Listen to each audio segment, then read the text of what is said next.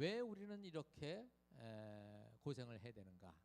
그래서 자기들의 반성, 그 반성을 하기 위해서 이렇게 된 원인이 어디 있을까 찾아보기 시작한 거죠. 그렇게 해서 찾아가서 기록된 게 바로 열왕기서예요. 열왕기서. 우리가 하나님을 떠났구나. 그러면 하나님 떠난 게 어디서부터 시작됐나? 쭉 올라가 보니까 솔로몬 때부터 이렇게 됐다는 사실을 놓고, 이 이스라엘은 그 이후 돌아온 다음에 뭐예요? 철저하게 율법을 지키려고 애를 씁니다. 그렇게 해서 나온 지파가 파가 바리새파예요. 중간기, 그 예수님 오시기 전까지 400년 동안 선지자들이 보이지 않았죠? 그 기간에 이 율법의 열심인 자들이 바로 바리새파라는 이 그룹이 생기게 되고, 그 중에 한 사람이 바울이에요. 바울. 자, 그러면 역대기서는 언제 쓰여졌는가? 이 역대기서는 이제 포로로 붙잡혀 갔다가 돌아온 사람들, 이 돌아온 사람들이 처음에 열심을 내 가지고 성전을 짓기 시작했어요. 성전을 짓기 시작했는데, 성전을 짓다 보니까 어떤 일이 벌어지냐면, 그 사람들이, 그 붙잡혀간 사람들이 대부분이 한마디로 중산층 이상이었어요. 그럼 나머지 하층민들은 그대로 그 이스라엘 남왕국에 남아 있었거든요. 남아 있는데 그 위에 있는 계급, 상위 계급 사람들이 쫙 다 끌려가고 나니까 뭐가 남아요? 거기 땅이 남아 있겠죠. 그 땅을 누가 들어가서 이제 경작을 하고 했겠습니까? 바로 자기 땅을 가지고 있지 못했던 하층민들이 그 땅을 차지하게 된 거죠. 그러고 나서 이제 돌아온 게 한 50년 만에 돌아옵니다. 돌아와서 이제 어떻게 해요? 이제 성전을 짓겠다고 했는데 와 보니까 자기들이 있어야 될 자기들의 거주지가 사라져 버린 거예요. 그러니까 그때부터 어떻게 됩니까? 그 땅을 다시 찾아야 되겠다고 온갖 힘을 다 하죠. 그러다 보니까 성전 짓는 게 뒤로 미뤄지게 되죠. 이제 그것을 견디다 못해서 학계라는 선지자가 니들 뭐 하고 있느냐 하면서 있죠. 그 학계서를 쓰게 된 거예요. 그렇게 해서 이제 그 성전을 어찌저찌 하고선 이렇게 건축을 하는데, 이제 제2 성전이 이제 그때 만들어지는 게 BC 516년에 만들어집니다. 이제 요때에 역대서가 쓰여져요. 왜? 그들에게 있어서 다윗은 뭐요? 한마디로 그 희망의 아이콘이잖아요. 그렇죠? 그래서 여러분들 역대서를 보면 열왕기서하고 완전히 달라요. 그 역대서는 철저하게 어디냐면 이 어디를 중심으로 해서 다윗하고 그다음에 솔로몬하고 이 남유대 있지, 거기를 중심으로 해서 쓰여집니다. 그래서 다윗이 무엇을 했느냐 보면은 이제 그 성전의 제도라든가 이런 것들을 다 마련한 그런 내용이 쭉 다 써 있었어요. 그래서 그 다윗이 업적은 뭐냐면 바로 그 흐트러져 있었던 그 성전 그 문화 있죠. 그거를 확립하는데 굉장히 큰 역할을 했던 사람인 것은 변함이 없어요. 그렇죠? 그럼에도 불구하고 그의 사생활은 그렇게 밝지 않았다. 그것을 어저께 제가 여러분들과 같이 나눈 거죠. 사람은 모두가 다 밝은 면이 있고 어두운 면이 있어요.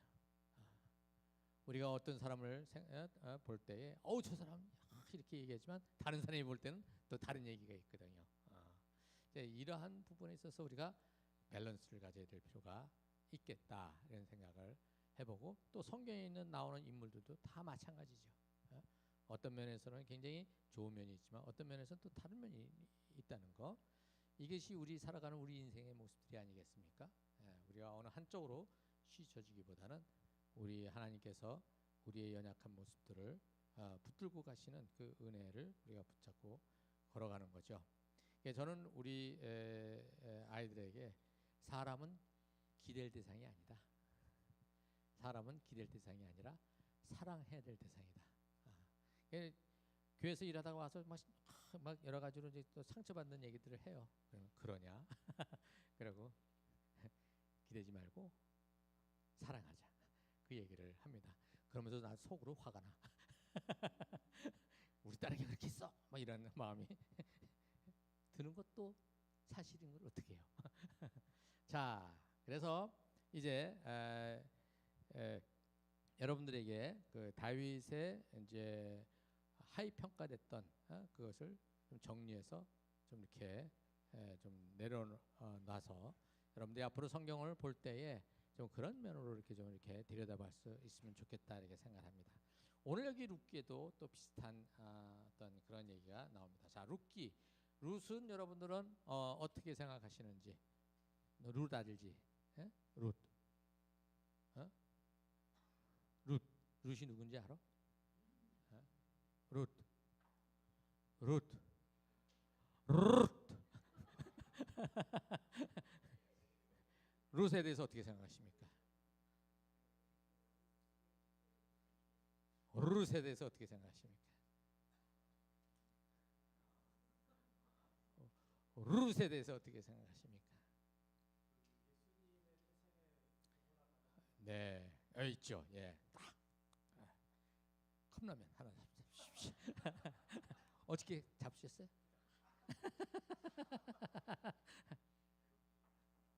여기 나중에 우리 청년 룻, 예, 그렇죠. 예, 고맙습니다. 또 다른 청년 룻에 대해서 어떻게 생각하십니까?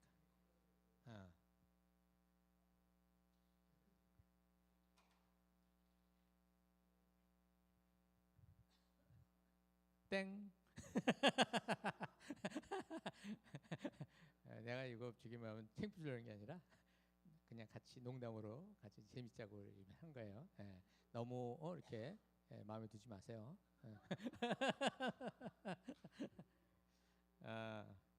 나는 오늘 우리 젊은 우리 어린 친구들이 있으니까 갑자기 오늘 에너지가 막 올라오는 느낌이 막 들어요. 자, 여러분들 이 룻기의 주인공이 누굽니까?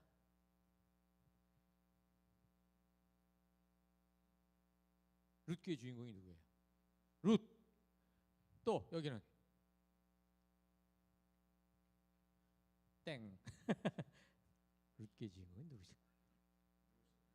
룻이 주인공이다. 룻기의 주인공은 룻인 것 같지만 룻이 아니에요. 왜 우리가 여기에 룻기 이렇게 돼 있으니까 당연히 우리는 룻이라고 생각을 할 수밖에 없어요. 그리고 아까 얘기했던 대로 룻이 다윗의 뭐냐면 선조가 되는 거죠. 그런 것들로 인해서 그리고 또 여기 보면은 여기 뭐 룻이 있지요. 뭐 자는 어떻게 해요? 어머니의 백성이 내 백성이고 어머니의 하나님이 내 하나님입니다. 뭐 이런 얘기 했단 말이죠. 그죠? 야, 이방 여자가 이런 고백을 했다.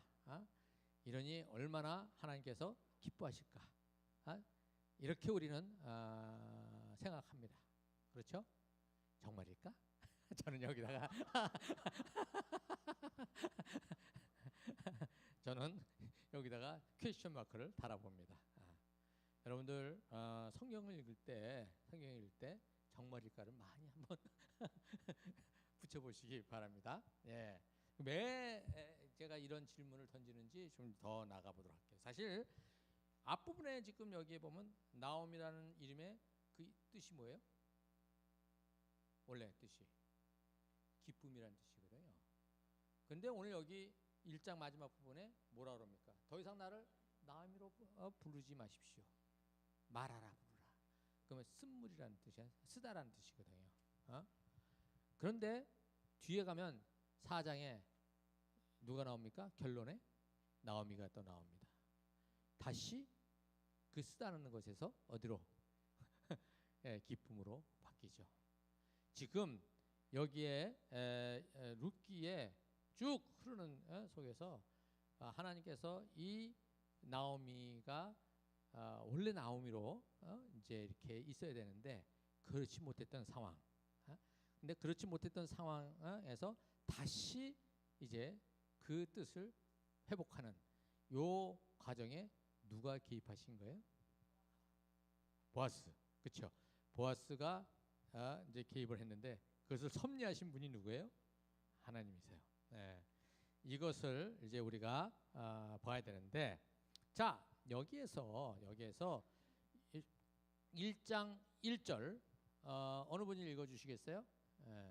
1장 1절.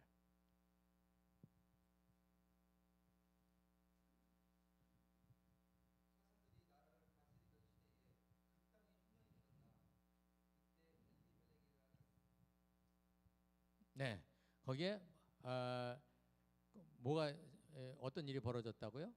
흉년이 들어. 왜 흉년이 들었어요? 왜 흉년이 들었어요? 비가 안 와서. 왜 비가 안 왔어요? 그걸 어떻게 알아요? 그 본문이 어디 있어요? 사사기록에 나오고. 그것에 대한 그거는 이제 현상이죠, 그렇죠? 현상인데 그것을 얘기한 성경이 있어요. 어디에 있어요? 그럴 것이다. 자, 신명기 11장을 보십시오. 자, 신명기 11장 13절에서 17절. 노란 셔츠 입은 분의 짝꿍 인가요? 그런 것 같아. 11장 3절에서 17절 거기를 낭낭한 목소리로 읽어주시면 좋겠습니다.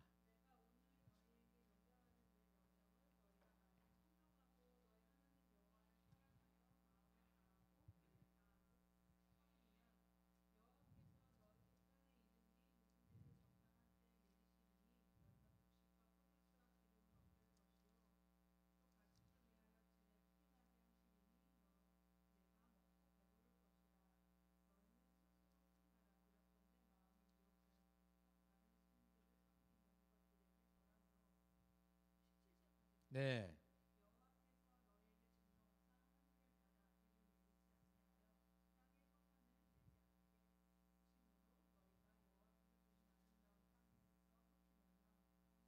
네, 사사기에 보면은 그 다른 민족에 의해서 점령당하는 얘기가 쭉 있어요, 그렇죠? 그런데 그 외에도 뭐냐면 하나님이 징계를 내리시는 그 한 가지 수단이 뭐예요? 이 가뭄이에요. 자, 오늘 여기 지금 룻기는 뭐라고 얘기하고 있냐면 사사 시대에 지금 룻이 살았던 이 시대도 어떤 시대라고요? 사사 시대. 여러분들 사사기에 보면 어때요? 한마디로 다 개판이에요. 그렇죠? 다 개판이에요. 다 개판이에요. 자, 그런데 여러분들 사사시대 개판인데 여러분들 한 가지 심각한 걸 하나 아셔야 돼요. 저 사사기 2장 한번 가볼래요? 사사기 2장. 사사기 2장 어디냐면 2장 10절. 10절 누가 읽어보실래요?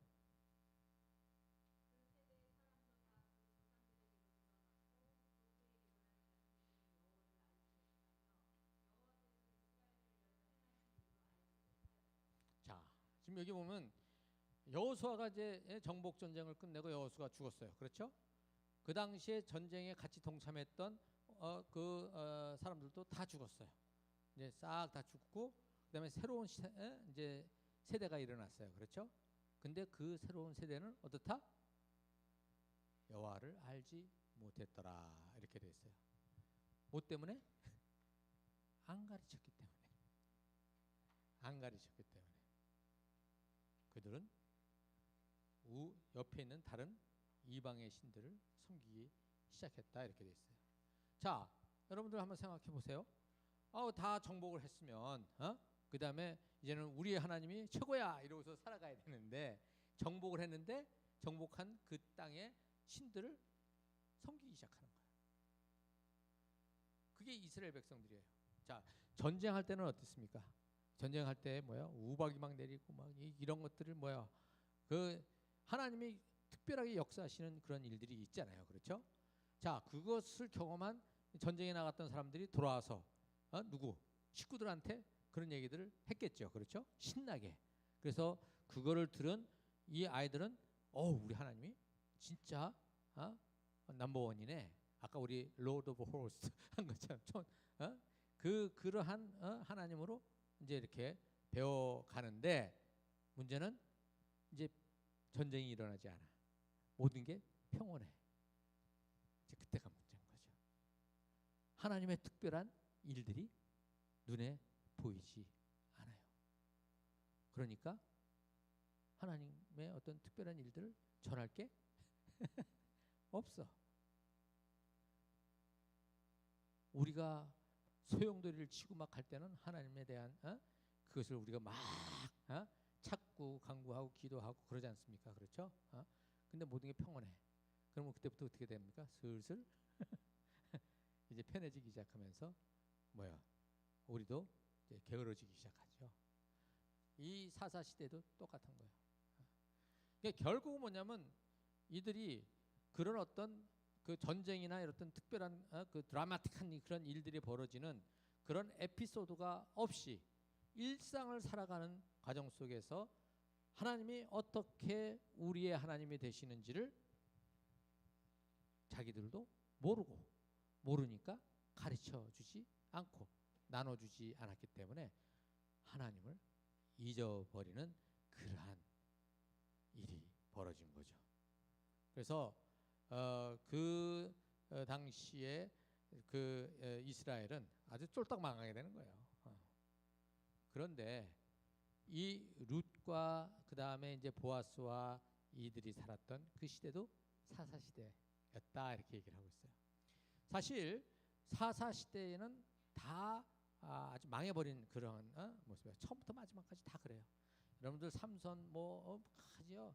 삼손 아이고 그 담지 마세요. 마지막 쫙 했다는 거 그거 가지고서 뭐 하는데 그것도 다 이게 다시 한번 들여다봐야 되는 겁니다. 나중에 시간이 되면 또 저를 불러주시면 제가 또 그런 것들을 나눠보도록 하겠습니다.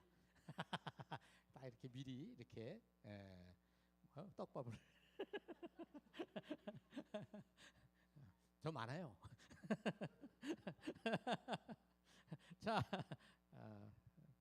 자 여기 지금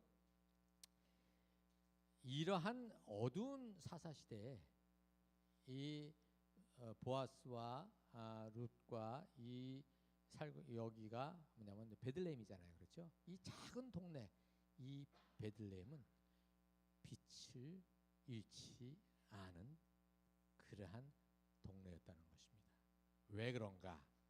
우리 한번 살펴보도록 할게요. 자, 이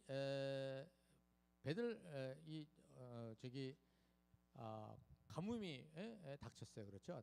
가뭄이 닥쳤는데 이 베들레헴이 그렇게 율법을 지키고 의롭게 살아가는 그것을 한다 할지라도 마치 무슨 기드온이 양털을 시험했던 것처럼 여기만 이슬이 맺히고 다른 데는 어떻게 마르게 해주십시오. 여기만 이제 마르고 다른 데가 이슬을 해주십시오. 이런 식으로 이제 기도를 했잖아요. 그렇죠? 근데 이 베들레헴을 놓고 여기는 의롭게 사니까 여기는 어떻게 가뭄이 오지 않게 여기다 이슬을 막 줘야지.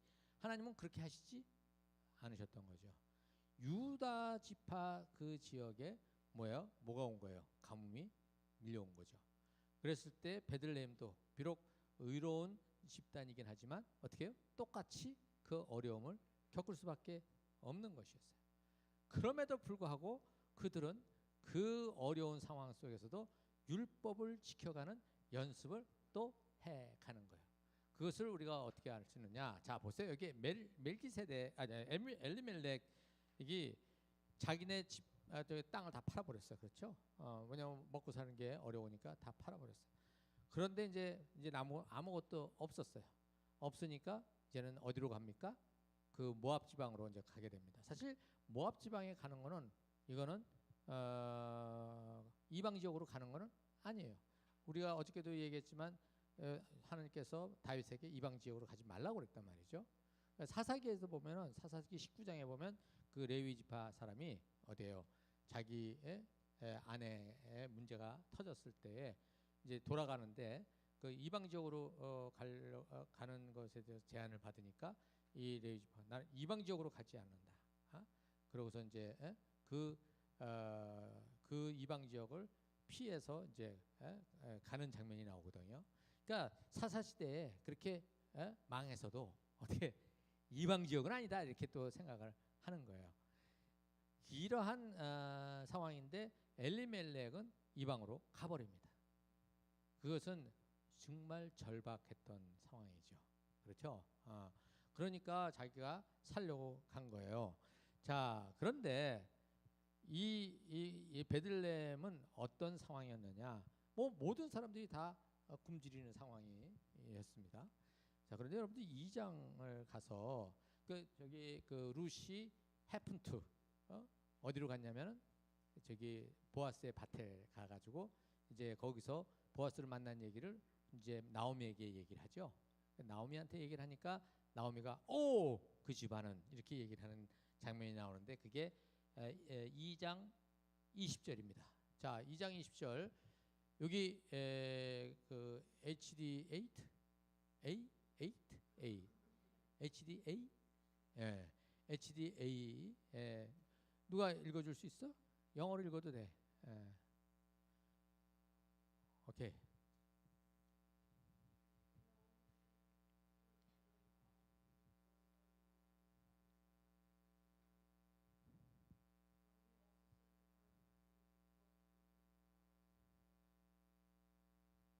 자, 지금 여기 뭐라고 그랬어요?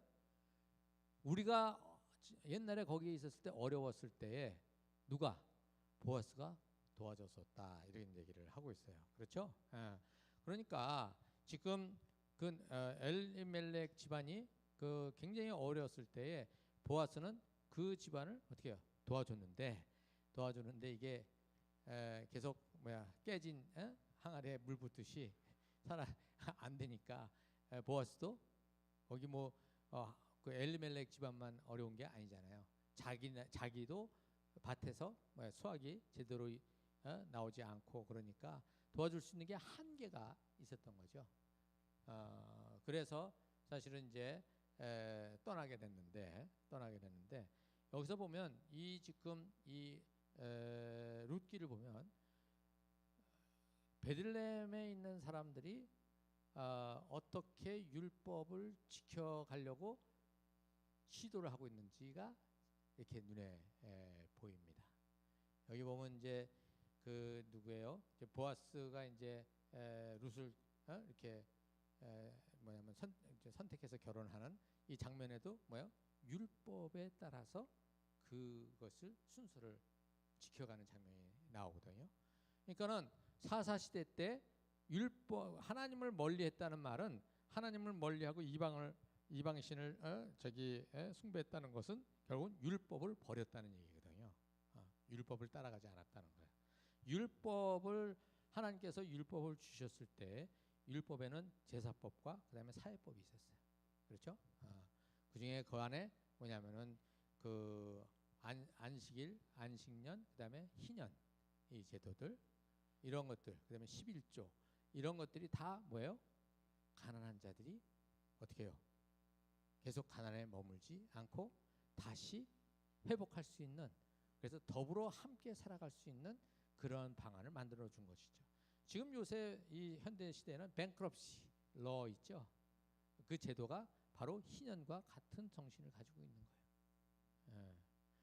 저희 교회에서도 한번 그 교회 우리 교회가 11조를 낸다고 그러는데 11조가 너무 작은 거예요.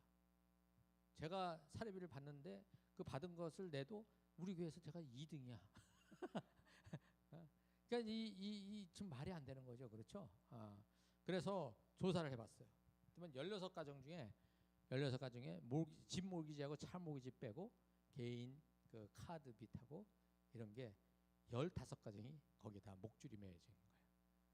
그래서 저희가 한 해 저기 그 주제를 뭐라면 빛청산의 해 이렇게 해가지고서 그걸 갖다가 이렇게 붙였어요. 그래서 이제 어떻게 했느냐면 교회 안에 그 옛날에 그 크라운 재정 세미나 할 때 그 쓰던 책이 있어요. 그 책을 가지고 재정에 관한 이제 그 워크숍을 열었어요. 이제 이렇게 그룹을 놓고 여기는 빚이 제일 많은, 여기는 좀 중간, 여기는 괜찮은데 이렇게 해가지고 그 다음에 중에 이제 좀 영어가 좀 되고 이런 분들을 붙여가지고서 이제 리드를 하게 했습니다. 그리고 저는 누굴 찾아가냐면 그 뱅크럽시의 로이어를 찾아갔어요.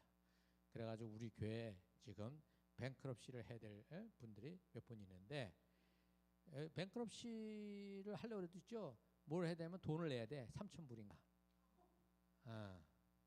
선불을 내야지 그게 이제 진행이 되는 거야. 아니 생각해 보세요. 그게 돼요? 그래서 제가 뭐라 하냐면 우리 근데 그 뱅크럽시한테 또 가짜로 하는 사람들이 있어. 싹싹싹싹 다 해가지고 어떻게 딴 데로 돈 다 돌려놓고 뱅크럽시 하는 사람들이 있어요. 그래서 제가 그 로이어한테 우리 교회는 진짜다. 진짜 뭐냐면 뱅크럽시를 할 수밖에 없는 사람들인데 일단 그 선불을 낼 돈이 없다. 그러니까 교회가 저기 보증을 쓸 테니까 해달라. 제가 이제 그렇게 얘기를 했어요. 변호사가 아니 목사가 와가지고 뱅크럽시도 도와달라는 건 처음이라고 이제 그렇게 얘기를 하더라고요.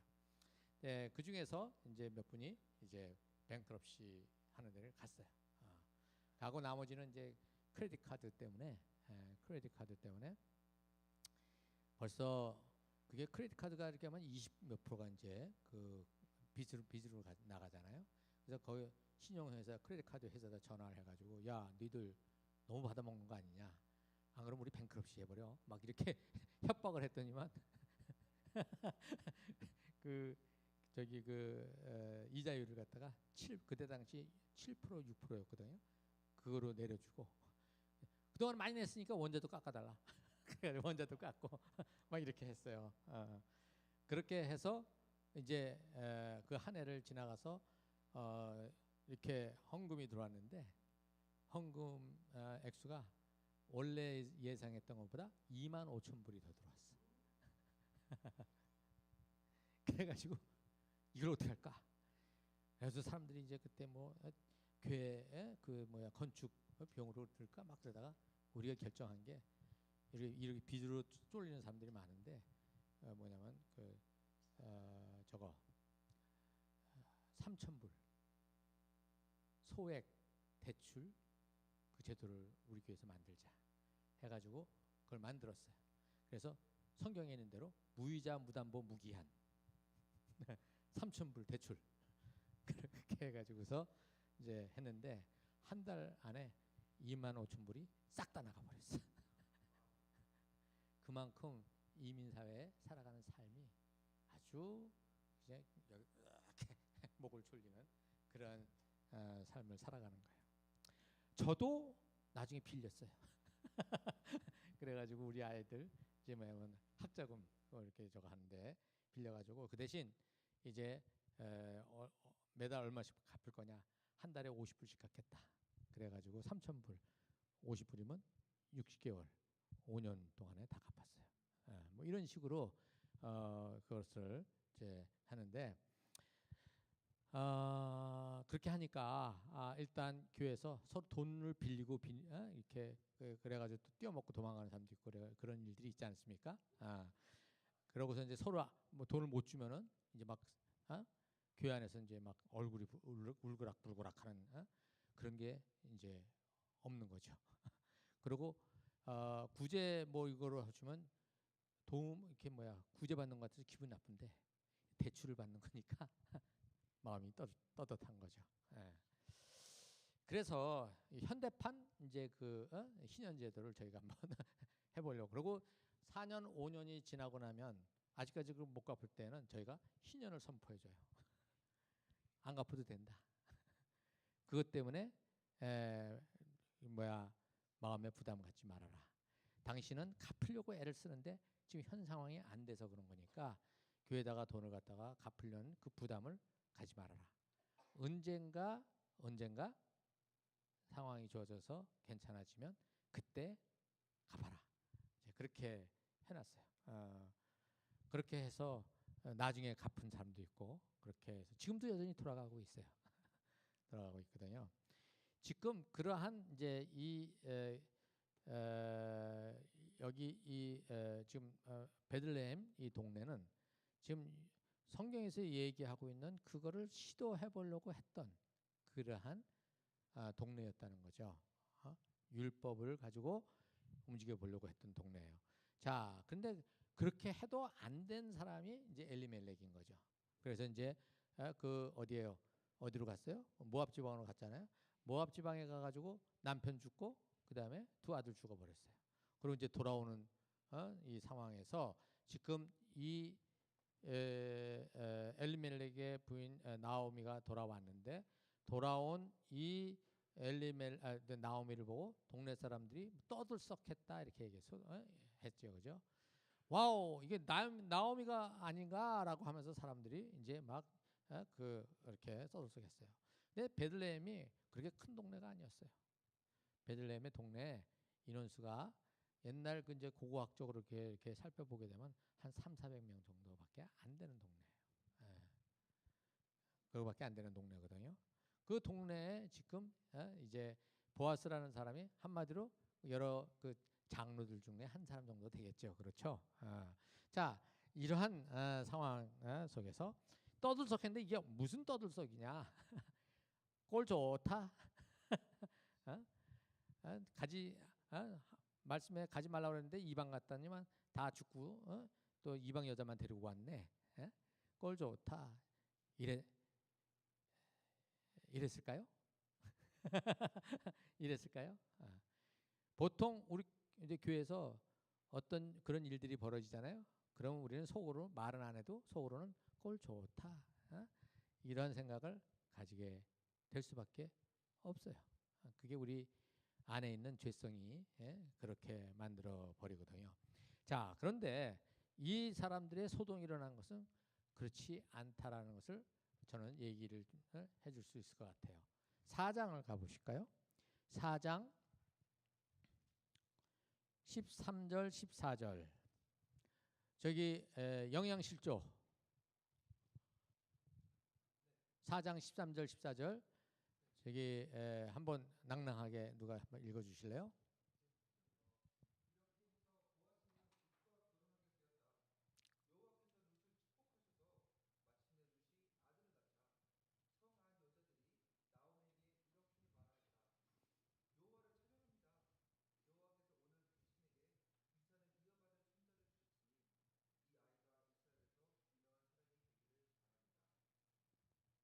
네, 지금 여기에 뭐라고 되어 있습니까? 동네 여인들이 어떻게 해요? 나오미가 이제 그 손자를 보았잖아요. 이것을 어떻게 사람들이 다 기뻐서 찬양을 하는 거예요. 그 말은 지금 이 나오미가 돌아온 것에 대해서 어떻게 해요? 이들은 따뜻함으로 대했다는 것을 얘기를 해줄 수 있는 거죠. 만약에 꼴 좋다 했던 사람들이 였다면은 애 난 걸 보고 뭐 어떻게 생각했을까요? 어쩌다가 봉 잡았네.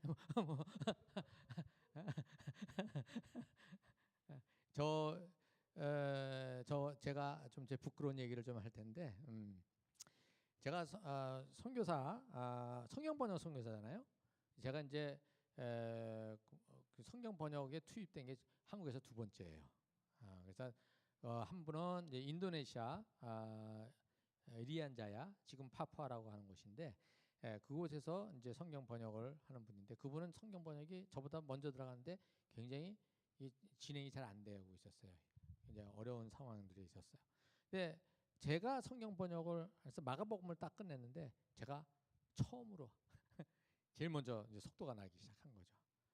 그러다 보니까 어떤 마음이 드냐면 이러다가 한국 성경 번역 선교 역사에 내 이름이 남겠다라는 생각이 들어오면서 그때부터 저는 시험에 들기 시작했습니다.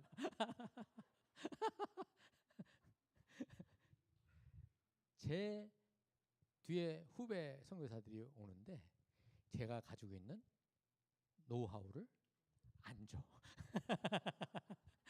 안 가르쳐 주는 거예요. 안 가르쳐 주는 거예요. 왜? 그걸 가르쳐 주면 못하니까. 자, 제가 하나님의 선교, 성경 번역, 그 거룩한 그 일을 하러 가서 저의 속에는 뭐가 들어있는 거예요? 지저분한 생각이 그걸 잡고 있는 거죠. 이게 인간이에요.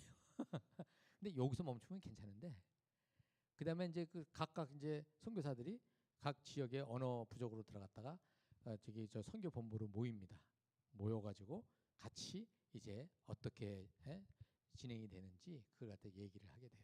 그 얘기를 하면 어떤 저기가 생기냐면 이런 생각을 하는 거예요. 어느 선교사가 지금 여러 가지로 힘든 상황이에요. 그러면 다 같이 좀 약간 이렇게 울적한 기분으로 그러면서 김 선교사 기도해 줄게 이렇게 얘기를 하면서 속으로는 시원해, 쿨해. 왜? 하나 젖혔어. 그러다가 이제 뭐 잘 돼. 그러면 Praise the Lord 그러면 속은 아파. 이게 수년을 가는 거예요. 예. 제가 선교지를 나갈 때 많은 교회들이 우리 안선교사는 한국에서도 있죠. 뭐 이렇게 뭐 대학에 넣어지고 어쩌고 하면서 있죠. 이렇게 할 수 있는데 그 모든 것들을 버리고 어떻게 해요? 저기로 간다. 아까 봤던데 거기로 간다. 그래서 처음에는 그걸 들을 때마다 뭐냐면은 약간 쑥스러운데 점점 그게 당연한 것처럼 이제 익숙해지기 시작을 하는 거죠. 나중에 다 버렸다고 생각했던 거를 트렁크를 여니까 다 있더라고. 이게 제가 선교사 원텀, 퍼스트 텀 첫 번째 임기 때 겪었던 그 갈등이었어요.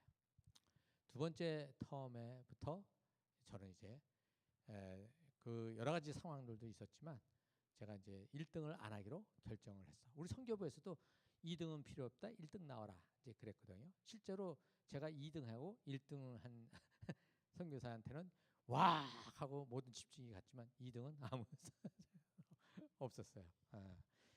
그래서 그게 또 사회적인 현상이에요.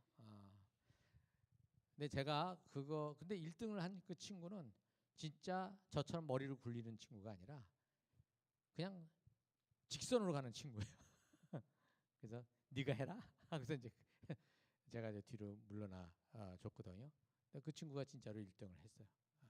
대신 저는 무엇으로부터 자유로워졌냐면 1등 신드롬으로부터 이제 자유로워지기 시작하고 저는 이제 그때부터 이제 하나님이 저를 어디로 끌고 가시는지 인도해 가시는지 그것을 이제 또 배워가기 시작을 했던 것이죠.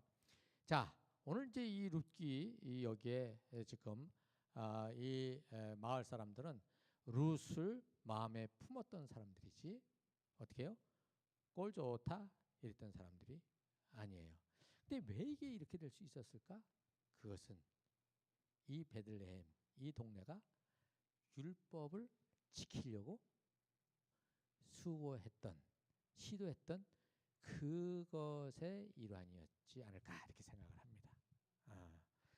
그러니까 우리가 하나님의 말씀을 순종하고 하나님의 말씀을 따라 걸어가려고 했었을 때에 우리는 그때 하나님의 뜻을 묻게 되고 그 다음에 그것을 순종해 가지 않습니까? 그렇게 되면 우리의 인격도 어떻게 해요? 따라서 성숙해져 가는 거죠. 지적하기보다는 어떻게 해요? 품는 자리로 들어가는 겁니다. 자, 그러면 룻은 저기 어머니의 백성이 내 백성이고 어머니의 하나님이 내 하나님입니다. 여기에 우리는 뭐예요? 점수를 굉장히 팍 줘버립니다. 그렇죠? 그러면서 룻처럼 해야지 뭐가 된다? 하나님의 사랑을 받을 수 있다. 또 뭐예요? 그 하나님의 사랑을 받기 위해서 우리는 하나님께 어떻게 해요? 좋은 믿음을 막 보여드려야만 하는 그런 절박감 속에 우리는 또 빠져버리게 되죠. 그럼 뭐 어느 정도로 해야지만 하나님이 우리를 축복을 해주시나? 이게 답이 없어요. 답이 없어. 보통 이제 보면은 뭐 헌금 많이 내라, 집회할 때 꼭꼭 하고 뭐 기도 뭐 이거 다 해야지만 된다. 누가 아픈 사람이 있으면 벌써 딱 그 아픈 사람 딱 보면서 우리는 어떤 생각을 하게 됩니까? 제가 뭐 때문에 아프지? 그러면서 주일 몇 번 빠지더만 저렇게 아픈 거야. 이런 식으로 여러분들 생각하는 사람들이 있을 거예요.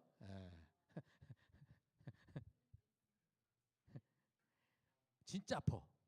그러면 이제 누구예요? 이제 저기 뭐야 기도하는 분들 모셔가지고서 이제 또 기도를 하는 거예요.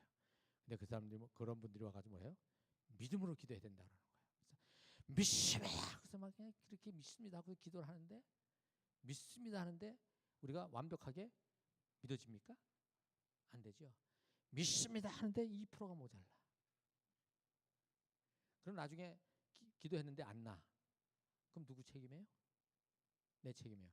아파서 죽겠는데 또 믿음 없다고 또 비난을 받으니까 2번 죽는 거예요. 우리의 믿음과는 상관이 없어요. 하나님께서 하시는 거예요. 자, 아까 그 찬송 부를 때 바라는 천국 간다 그랬죠? 여러분 천국 바랍니까? 예, 천국을 바라죠. 그러면 여러분 아프면 병원에 가야 돼, 안 가야 돼요? 천국 가야 되는데. 천국 가야 되는데 빨리 가야 되잖아요. 저희 어머니가 빨리 죽어야지. 이놈의 지겨운 세상. 근데 아프시니까 빨리 병원에 가시더라고. 이건 목사도 똑같아요. 제가 저기 마음은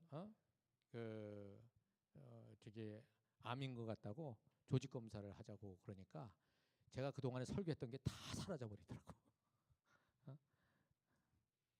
목사인데 주야 이러면서 그것을 담대하게 받지 못하는 거예요. 진짜 천국이 있을까? 진짜 하나님이 계실까? 이런 생각까지 막 밀려 들어오는 거죠. 뭐랄까 회오리가 한번 지나가더라고요. 그래서 제가 이제 그것을 말씀을 통해서 정리해가면서 주님 앞에 뭐라 했냐면 주님, 제가 볼 때 아직까지 제가 죽음을 이렇게 편안하게 받아들일 아직 준비가 안 된 것 같으니까 조금만 기다려 주십시오. 제가 그렇게 말씀을 드렸어.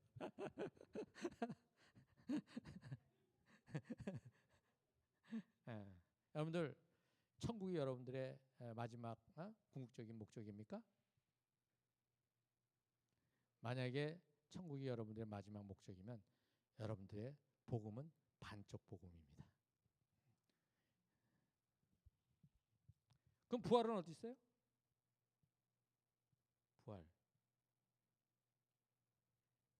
부활은 어디에 있습니까? 여러분 이제 많이 고민 좀 하셔야 돼요. 하여튼 간에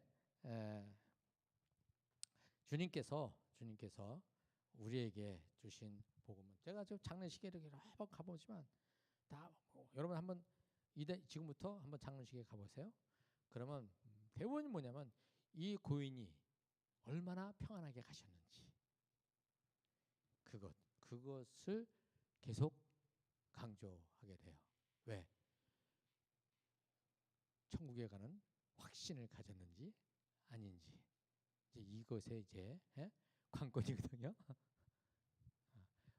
목사도 마찬가지. 목사 죽어도 똑같아요. 제가 다녀보면서 지금 그것을 천국에 가는 것을 확신하고 안심하고 떠나셨다. 그러니 여러분들도 이런 믿음을 가져야 되지 않느냐? 이제 이것을 얘기를 한단 말이죠. 그렇지 않은 사람은 어떻게 해요? 그렇지 못한 사람들. 자, 이거는 나중에 저한테 문의하면 제가 따로 가르쳐 드리겠습니다. 자, 지금 이 룻은 지금 자기 시어머니를 따라간다고 그랬지 않습니까?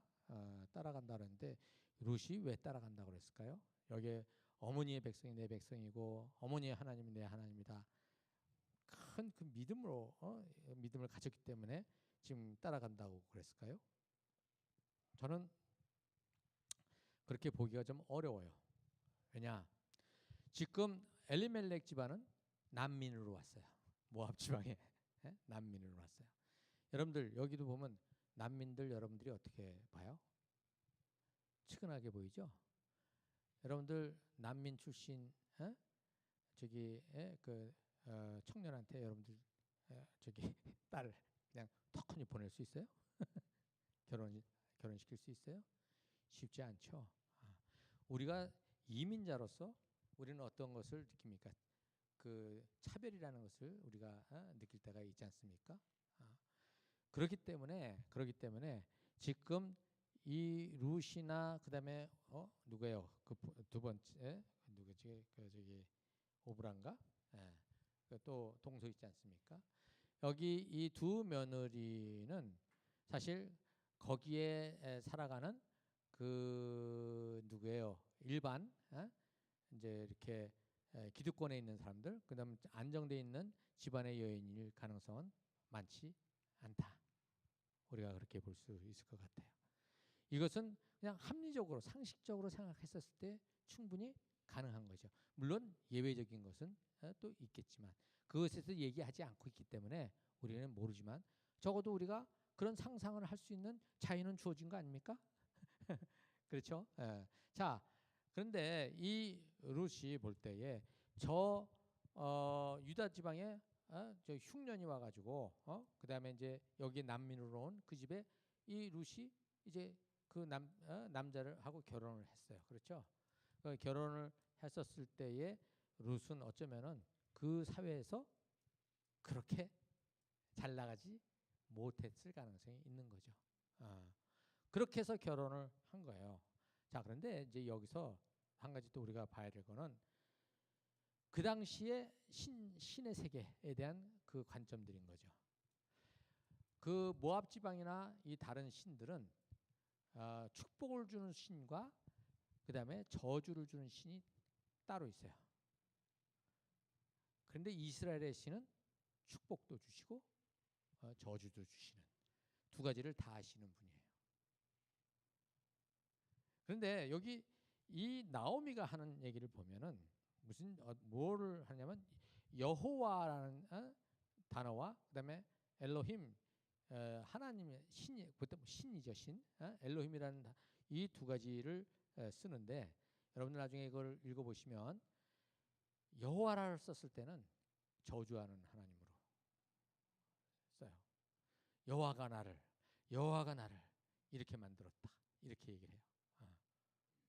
근데 엘로힘이라는 단어는 복수구동이 원래 그렇죠. 근데 우리가 번역할 때 하나님이라고 해놨기 때문에 그런데 사실은 이거는 엘로힘 그랬으니까 신들이라는 개념이 되는 거죠. 그래서 누구예요? 룻에게 있었어의 그 세계관에서는 뭐냐면 다신이에요. 다신. 다신. 그래서 어머니의 백성이 내 백성이고 어머니의 신들이 내 신들이 되는 겁니다. 이렇게 번역을 하는 게 저는 맞다고 봅니다. 왜? 언제 룻이 이스라엘의 여호와 하나님을 배웠겠어요? 자기 어머니 시어머니는 맨날 여호와가 나를 저주해서 이 모양 이 꼴이 됐다고 얘기를 하고 있는데 그렇지 않아요? 그렇죠? 지금 사사시대의 이스라엘도 하나님을 뭐냐면은 저버리고 모르고 있는데 이 모압 여인이 자기네 땅에서 여기 난민으로 온 사람이 그 지금 이렇게 했었을 때 룻이 이스라엘의 하나님을 알면은 얼마나 알겠습니까? 오히려 지금 뭐예요? 남편 죽었지, 시아버지 죽었지, 다 이렇게 됨으로써 이게 뭐냐 그랬지만 시어머니가 뭐냐면 여호와께서 이렇게 했다 이렇게 하니까 여호와는 어떻다? 진노의 신이로구나. 이런 식으로. 그러니까 여기 뭐냐면 내가 만약에 어머니를 배반하면 뭐라고 그래요? 여호와께서 나를 저주하실 것이다. 그래서 그렇게 얘기하는 거예요. 여러분들 있잖아요. 성경을 읽어갈 때 이런 그 당시에 이 세계관을 좀 더 파악을 하면 우리가 놓치고 있는 것들을 갖다가 어떻게 해요? 딱 잡을 수가 있게 되는 거죠. 그래서 사실 룻은 지금 갈 데가 없는 거예요. 그러면 저기 그 형님, 저기 다른 동서는 그래도 한번 했다가 가라 그러니까는 이제 갔지만 룻은 누구밖에 없는 거예요? 시어머니밖에 없는 거예요. 그러면서 또 한 가지는 시어머니 당시의 시어머니로서 사실은 이 며느리들은 다 자기의 노후 보장 인슈런스였다는 거죠. 근데 나오미는 이 두 며느리가 베들레헴으로 돌아갔을 때에 거기서 받을 뭐예요? 차별 때문에 뭐예요? 너희들은 여기 남아라라고 얘기를 하는 거죠. 그만큼 이 나오미 또한 뭐예요? 며느리들을 생각하는 그러한 저기 그 시어머니였던 거죠. 그래서 룻이 시어머니를 따라온 것은 무슨 종교적인 신념 때문에 따라간 게 아니라 자기 시어머니가 좋아. 그리고 여기는 내가 있어봤자 뭐 드러날 게 얻을 게 하나도 없는 거예요. 그래서 자기 어머니를 따라 거기 가서 죽는 것밖에 더 하겠느냐 뭐 이런 식으로 이제 간 거죠. 갔는데 거기서 대박을 만나는 겁니다. 거기 가서 대박 쪽박을 쳤었는데 대박을 치는 거죠. 근데 거기 가서 비로소 베들레헴이라는 공동체 안에서 뭘 경험하느냐면 여호와 하나님이 어떤 분이신지를 거기 가서 경험을 하게 되는 거죠. 그리고 여기 한 가지 중요한 것은 그 아이의 사장에 보면 이 룻이 난 아이의 이름을 누가 만들어줍니까? 동네 여인들이 이름을 만들어줘요. 말이 안 되죠. 누가 지어줘야 돼요? 보아스가 지어줘야 돼요. 그런데 동네 여인들이 그 아이의 이름을 지어준단 말이죠. 그 아이의 이름을 지어준다는 것은 무엇을 의미하는 겁니까? 지어준 사람들이 그 아이의 일생을 책임지는 거예요. 동네 여인들이 그 아이의 앞으로 자라나는 여기에 우리가 갓마더가 돼주겠다 해준 거예요. 대모가 되어주겠다고 그렇게 얘기를 하는 거예요. 그거는 굉장히 책임이거든요. 나오미는 와서 여호와께서 나를 치셔서 내가 이렇게 쓴물을 먹고 있습니다라는 그 아주 그냥 절규하는 그러한 태도를 보였는데 동네 사람들은 어떻게 한 거예요? 이 여인을 품는 거죠. 품게 돼요. 그리고 그 다음에 그 룻이 그 아이를 낳자 우리가 다 책임질게 이렇게 해주는 겁니다.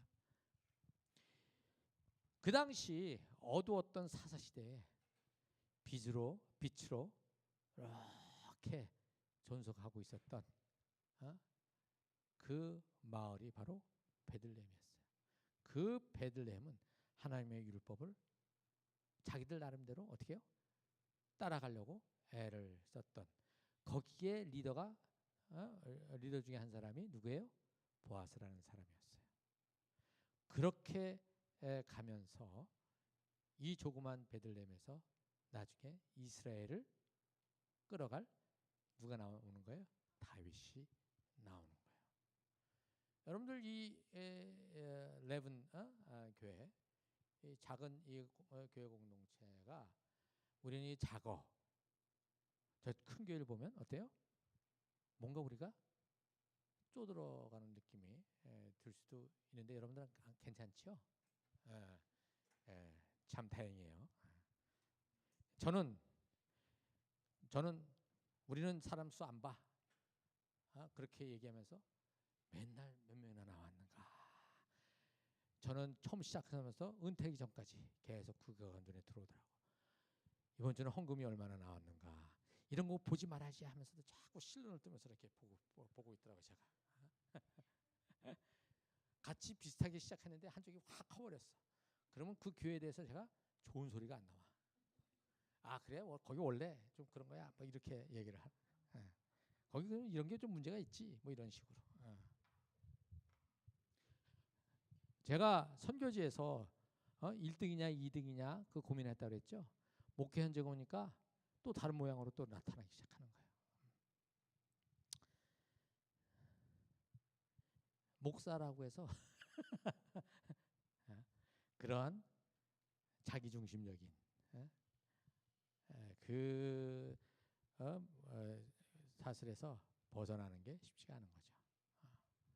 근데 그것이 마치 없는 것처럼 살아가는 게 아니라 있는 것을 인정하고 그것을 주님 앞에서 계속해서 딜을 해가는 것이죠.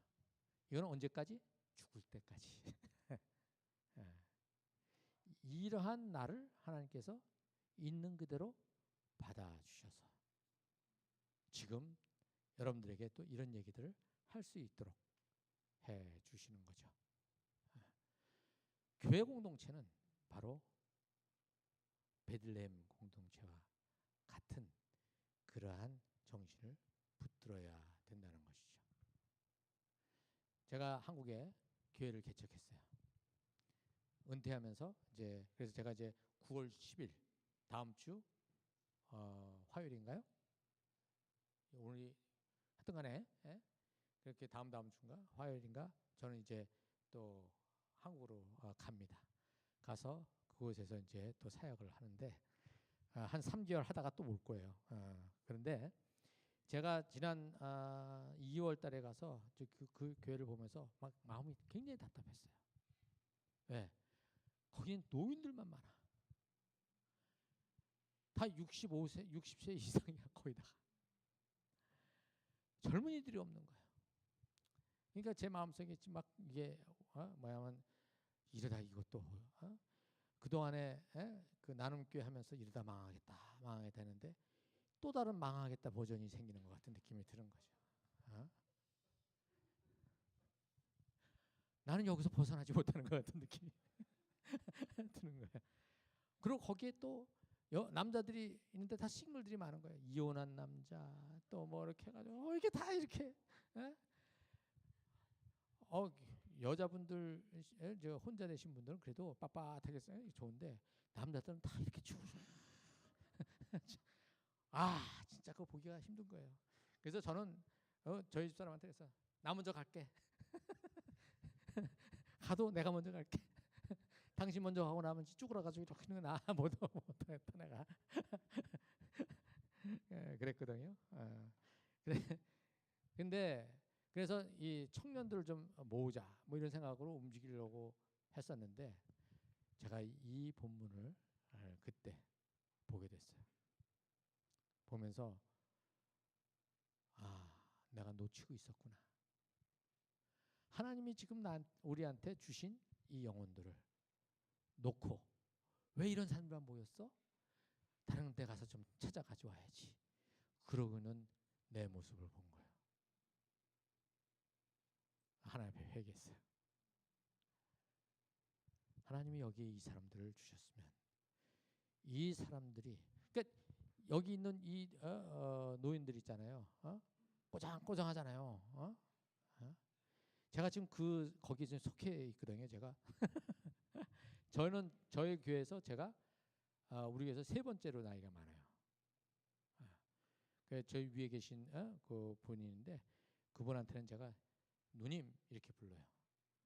그리고 그 남편은 이제 제가 형님 이렇게 부르거든요.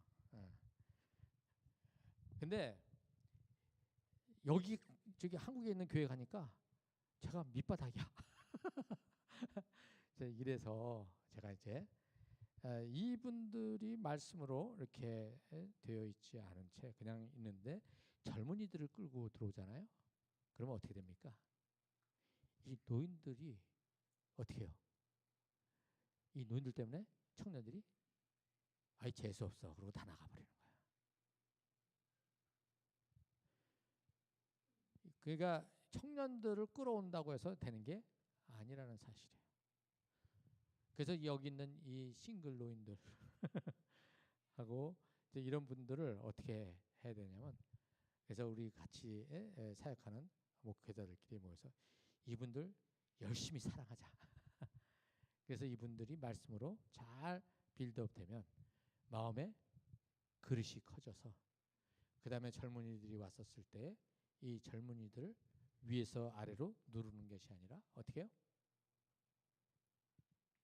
밑으로 낮은 그 자리로 들어가서 함께 걸어갈 수 있는 좋은 어른들이 있죠. 그 어르신이 되어 줄 수 있는 그 바탕을 마련하자. 그래서 우리 목회자 3명이서 뭐를 결정했냐면 청년들 찾으러 다니지 말자. 여기 있는 우리 이 노인들을 어떻게 잘 섬기자. 섬기면